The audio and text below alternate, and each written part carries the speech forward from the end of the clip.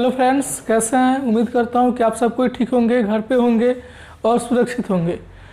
पिछले क्लास में हम लोगों ने क्लास 12 के मैट्रिक्स चैप्टर का इंट्रोडक्शन पढ़ लिया था और आज के क्लास में हम लोग उसी का कुछ प्रैक्टिकल क्वेश्चंस को बनाएंगे और देखेंगे कि हमसे क्वेश्चन बन रहा है या नहीं बन रहा है।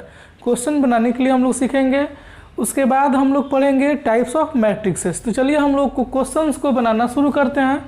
और क्वेश्चन हमारा आज का पहला क्वेश्चन है मैट्रिक्स चैप्टर का। मैट्रिक्स चैप्टर का आज का पहला क्वेश्चन है कि इफ़ ए एक हमारा मैट्रिक्स दिया हुआ है और पहला पूछ रहा है कि the number of row in matrix. तो हमने आपको बताया था कि कोई भी मैट्रिक्स रहता है तो जो हॉरिजॉन्टल कॉलम होता है उसी को हम लोग रो कहते हैं। जो हॉरिजॉन्टल कॉलम होता है उसको हम लोग क्या, हॉरिजॉन्टल लाइन होता है सॉरी, उसको हम लोग क्या कहते हैं, रो कहते हैं। तो बताइए हॉरिजॉन्टल लाइन कितना है, एक यहाँ पे है, एक यहाँ पे है और एक यहाँ पे है, यानी कि R1 R2 और R3। तो नंबर ऑफ रो कितना हो जाएगा, तो 1 2 3, यानी कि इसका आंसर क्या हो जाएगा, 3 हो जाएगा। इतना आपको समझ में आ गया। रो को हम लोग हॉरिजॉन्टल लाइंस को रो बोलते हैं। तो 1 2 और 3, 3 रो है, यानी कि 3 हॉरिजॉन्टल लाइन है, यानी कि 3 हमारे नंबर ऑफ रो है। सेकेंड क्वेश्चन कह रहा है the number of column in A, यानी कि ए मैट्रिक्स में कॉलम की संख्या कितना है। तो हमने बताया था जो वर्टिकल लाइन होता है वही कॉलम होता है। देखिए यह हमारा एक वर्टिकल लाइन है, यह भी वर्टिकल ही है और यह भी वर्टिकल लाइन और यह भी वर्टिकल लाइन, यानी कि C1 C2 C3 और C4, यानी कॉलम कितना है 1 2 3 4, यानी कि इसका आंसर क्या हो जाएगा, 4 हो जाएगा। इस तरह हम लोग काउंट करके बनाएंगे। The number of column in A कितना हो जाएगा, 4 हो जाएगा। थर्ड क्वेश्चन हमारा है, थर्ड क्वेश्चन देखें तो कह रहा है कि द ऑर्डर ऑफ मैट्रिक्स। तो हमने बताया था कि ऑर्डर ऑफ मैट्रिक्स का फॉर्मूला हमने कहा था कि order of matrix is equal to होता है number of row by number of columns. ठीक है, ऑर्डर ऑफ मैट्रिक्स हमने बताया था कि number of row by number of columns होता है। तो बताइए नंबर ऑफ रो कितना है, 3 है। नंबर ऑफ रो कितना है, 3 और नंबर ऑफ कॉलम कितना है, 4, यानी कि इसका ऑर्डर क्या हो जाएगा, तो हमारा ऑर्डर हो जाएगा 3/4, यानी कि 3 × 4 हमारा क्या हो जाएगा, इसका ऑर्डर हो जाएगा। इसमें कोई समस्या नहीं होगा।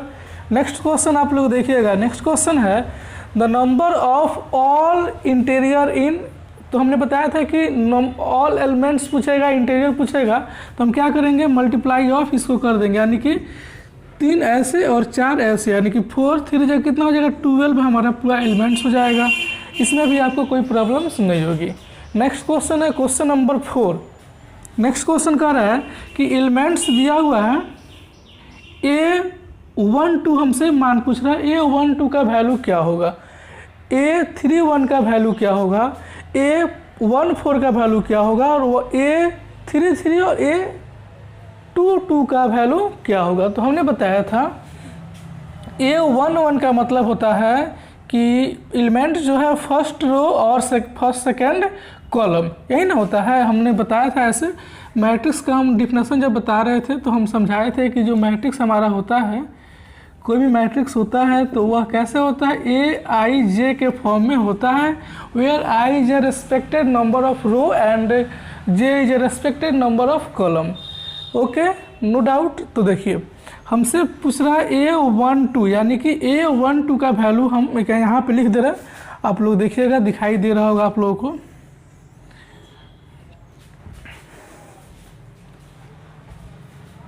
क्लियर है, दिखाई दे रहा है। A12 का वैल्यू पूछ रहा है तो A12 का मतलब हुआ फर्स्ट रो और सेकेंड कॉलम, फर्स्ट रो और सेकेंड कॉलम। तो फर्स्ट रो यहाँ पे है और सेकेंड कॉलम यहाँ पे, यानी कि यही हमारा हो जाएगा A12, यानी कि इसका आंसर क्या हो जाएगा, -2 हो जाएगा। कोई प्रॉब्लम्स नहीं है। सेकेंड कह रहा है A31, क्या कह रहा है, A31 का वैल्यू पूछ रहा है 3 कहने का मतलब हुआ थर्ड रो और फर्स्ट कॉलम। तो थर्ड रो में देखेंगे हम, तीसरा रो में देखेंगे तो तीसरा रो हमारा यह है और पहला कॉलम हम जाएंगे तो यह है, यानी कि तीसरा रो और पहला कॉलम, तीसरा रो और पहला कॉलम यही ना रहा है, यानी कि इसका वैल्यू क्या हो जाएगा, √2 हो जाएगा। कोई प्रॉब्लम्स? कोई प्रॉब्लम्स नहीं। नेक्स्ट क्वेश्चन है A14। A14 कहने का मतलब होता है फर्स्ट रो, यहाँ पे देखिए फर्स्ट रो और फोर्थ कॉलम, तो फर्स्ट रो यहाँ पे है और 4 कॉलम यहाँ पे, यानी कौन सा नंबर आ रहा है, 1 आ रहा है, तो इसका वैल्यू क्या हो जाएगा, 1 हो जाएगा। फिर A33 पूछ रहा है, तो A3 यानी कि A33 कहने का मतलब है कि थर्ड रो और थर्ड कॉलम, तो थर्ड रो देखिए, थर्ड रो हमारा यह है और थर्ड कॉलम यह है, तो दोनों में कॉमन क्या है, 4 है ना, तो इसलिए हमारा इसका आंसर क्या हो जाएगा, 4 हो जाएगा। फिर उसी तरह A22 पूछ रहा है, तो A22 का मतलब सेकेंड रो और सेकेंड कॉलम, तो हमारा क्या आ रहा है, 0 आ रहा है, तो इसलिए हमारा इसका आंसर हो जाएगा 0। तो इस तरह करके हम लोग सभी क्वेश्चंस को बनाएंगे। इतना अगर ऐसे क्वेश्चंस आपको मिलेगा एग्जाम में या किताब में, तो बुक्स में, तो आप लोग बनाइएगा, बन जाएगा इजीली। नेक्स्ट क्वेश्चन की ओर बढ़ते हैं और अगला हम क्वेश्चन देखते हैं कि हमारे क्वेश्चन अगला क्वेश्चन हमारा 2 नंबर जो क्वेश्चन है ये है कि right the order of each of the flowing matrixes, यानी कि हमको बहुत सारे मैट्रिक्स दिया हुआ है और सबका हमको ऑर्डर बताना है। तो सबसे पहले आप लोग देखिए ऑर्डर, हम लोग अभी सीखे हैं कि ऑर्डर ऑफ मैट्रिक्स कैसे फाइंड करेंगे, यहाँ पे दिखाई दे रहा होगा, ऑर्डर ऑफ मैट्रिक्स कैसे फाइंड करेंगे, ठीक है, ऑर्डर ऑफ मैट्रिक्स कैसे फाइंड करेंगे। तो हमने अभी बताया है आप लोगों को, order of matrix equal to होता है number of row by number of column, number of rows by number of column होता है किसका, ऑर्डर ऑफ मैट्रिक्सेस को बताने के लिए, ठीक है। और हमको यहाँ पे 5 क्वेश्चन दिया, 5 क्वेश्चन दिया हुआ है और सभी 5 क्वेश्चंस में हम लोग को ऑर्डर ही बताना है कि उसका ऑर्डर्स क्या होंगे। तो देखिए सबसे पहले इसका ऑर्डर बताना है ए मैट्रिक्स का, तो देखेंगे नंबर ऑफ रो क्या है और नंबर ऑफ कॉलम क्या है। तो नंबर ऑफ रो यानी कि हॉरिजॉन्टल लाइन को हम लोग नंबर ऑफ रो कहते हैं और वर्टिकल लाइन को हम नंबर ऑफ कॉलम कहते हैं। तो हॉरिजॉन्टल लाइन ये कितना है, 1 है, 1 और 2 है, और वर्टिकल की साइड कितना है, 1 2 3 और 4 है, यानी कि ऑर्डर हम लोग यहाँ पे लिखते हैं, तो ऑर्डर क्या होगा, 2/4 है, यानी कि हमारा ऑर्डर हो जाएगा 2/4 हो जाएगा हमारा ऑर्डर। इस मैट्रिक्स का ऑर्डर क्या हो जाएगा, यही हमारा क्या हो जाएगा, ऑर्डर हो जाएगा। आएगा समझ में, ऑर्डर समझ में आ गया। फिर इसमें देखेंगे तो इसमें रो कितना है, 1 1 2 3, कॉलम कितना है, 1 और 2, यानी कि इसका जब ऑर्डर लिखेंगे तो क्या हो जाएगा, 3/2 का यह ऑर्डर है, कोई प्रॉब्लम्स नहीं है। यहाँ पे जब थर्ड क्वेश्चन देखेंगे तो इसमें देखेंगे रो कितना है, 1 और कॉलम कितना है, 1 2 3 4, यानी कि ये क्या है, 1/4 के रेस्पेक्ट में है, 1/4 का इसका ऑर्डर है। इसका जब ऑर्डर देखना होगा तो क्या होगा, 1 और 2, यानी कि 1/2 के ऑर्डर में है। यह कितना है, तो 1 2 3, यह 3 और कॉलम कितना है, 1 है। इस प्रकार करके हम सभी क्वेश्चंस का ऑर्डर हम लोगों ने फाइंड करना भी सीख लिया। नेक्स्ट क्वेश्चन की ओर बढ़ते हैं, तब तक आप लोग इसको नोट कीजिए और नेक्स्ट क्वेश्चन आपके सामने अभी तुरंत लिख दे रहे हैं आप, उसके बाद हम क्लियर करेंगे, तब तक इसको आप लोग नोट कर लीजिए।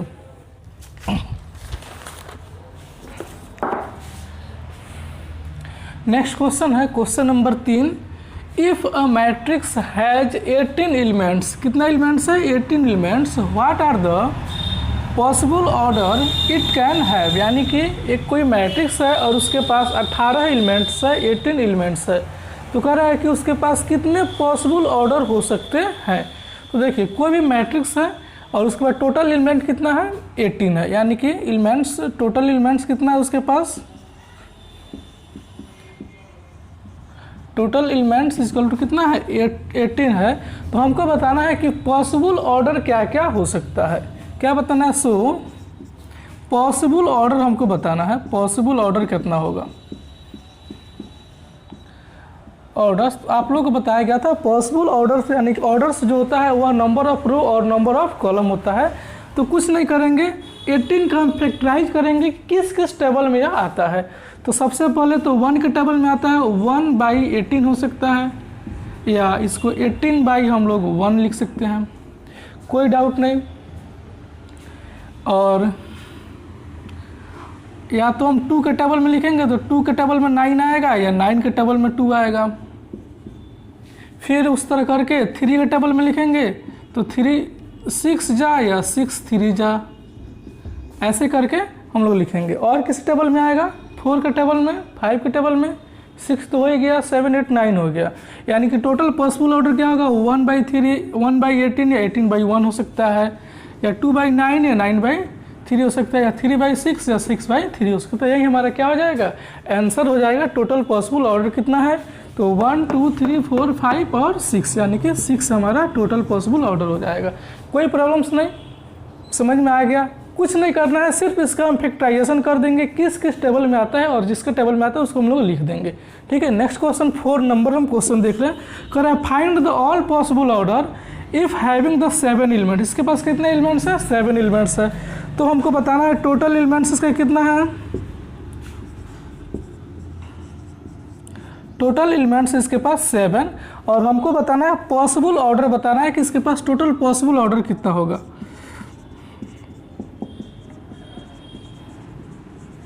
तो हम क्या करेंगे पॉसिबल ऑर्डर के लिए? 7 का फैक्टराइजेशन करेंगे। 7 किस किस टेबल में आता है?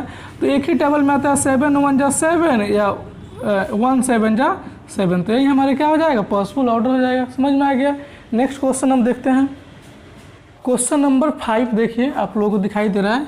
कह रहा है कंस्ट्रक्ट 2/3 मैट्रिक्स। 2/3 मैट्रिक्स को एलिमेंट्स गिवन आर Aij = दिया हुआ हमको इतना। ठीक है, हमको 2/3 का एक मैट्रिक्स बनाना है और उसका वैल्यू क्या पुट करना है? ये हमको पुट करना है, यानी कि Aij = 2i - z पुट करना है। तो सबसे पहले हम लेट कर लेंगे, एक कंस्ट्रक्ट करेंगे कि हमारा जो ए मैट्रिक्स है वह कैसा है। तो हमको 2/3 का मैट्रिक्स लेट करना है, तो late A = A1 1 A1 2 A2 1 A2 2 A3 1 A3 2। ऐसे करके हम क्या करेंगे? मैट्रिक्स को कंस्ट्रक्ट करेंगे। और यह कितने ऑर्डर का है? तो यह है 3/2 का, यानी कि 3 रो है और हमारा 2 कॉलम है। अब हम क्या करेंगे कि i के जगह पे i का वैल्यू पुट करेंगे और j का वैल्यू की जगह पे j का वैल्यू पुट करेंगे। यहाँ पे आप देखिए Aij = दिया हुआ है 2i - j। तो हमको ये सपोज कीजिए A11 का वैल्यू निकालना है। किसका? A11 का वैल्यू। तो 1 के जगह i के जगह पर भी 1 है और j के भी जगह पे 1 है। तो 2 i के जगह पे 1 माइनस j के जगह पे 1 पुट करेंगे। तो क्या रिजल्ट आएगा? 2 1 जा 2, और 2 में से हम 1 माइनस करेंगे तो क्या आएगा? 1 आएगा। कोई प्रॉब्लम्स नहीं है। उसी तरह हम लोग क्या फाइंड करेंगे? 2 1 2 फाइंड करेंगे।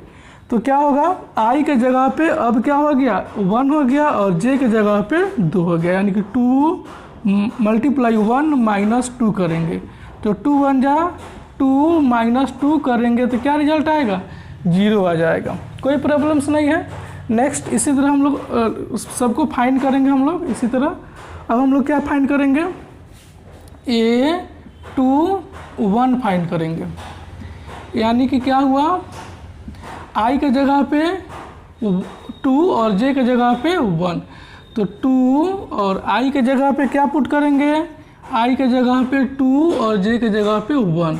तो बताइए 2 2 जा 4 माइनस जब 1 करेंगे तो क्या आ जाएगा? 3 आ जाएगा। फिर उसी तरह A2 2 हम जब फाइंड करेंगे तो क्या आएगा? i के जगह पे 2 और j के जगह पे 2, यानी कि 2 × 2 - 2 करेंगे। तो 2 2 जा 4 में से 2 माइनस करेंगे तो क्या आएगा? 2 आएगा। कोई प्रॉब्लम्स है? कोई प्रॉब्लम्स नहीं, आसानी से बन रहा है। उसी तरह फाइंड करेंगे A3 1, यानी कि i के जगह पे 3 और j के जगह पे 1, यानी कि 2 × 3 - 1, यानी कि 2 6 - 1 करेंगे तो 5 हो जाएगा। और 3 2 फाइंड करेंगे तो 2 × 3 - 2, यानी कि 6 - 2 करेंगे तो क्या हो जाएगा? 4 आ जाएगा। तो ये हमारा 3/3 मैट्रिक्स का सभी एलिमेंट्स निकल गया। तो लिखेंगे हैंस